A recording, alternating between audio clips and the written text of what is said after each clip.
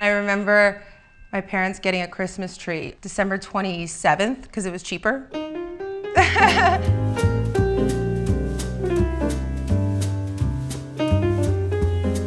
Hi, I'm Julia Chebotar, and today I'm going to teach you guys how to make a glucose-friendlier version of a holiday favorite, pumpkin pie.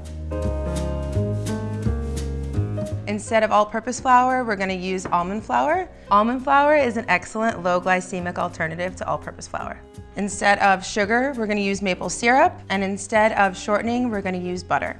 My wellness clients love how easy it is to swap in healthier ingredients and help manage glucose levels, but still enjoy all the festivities.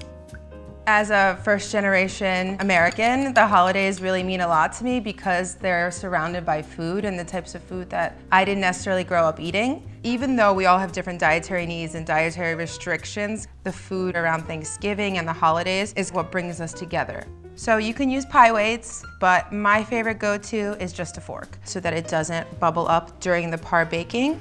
While the pie crust is in the oven, we'll start on the filling.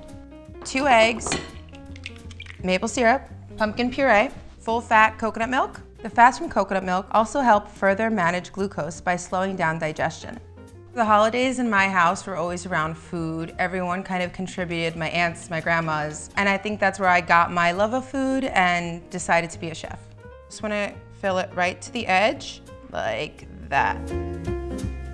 Make sure that it's fully set, and then you let it rest for 2 hours before serving. The balance of fats, fiber, and natural sweetness let you more fully enjoy the holidays without sacrificing your health goals.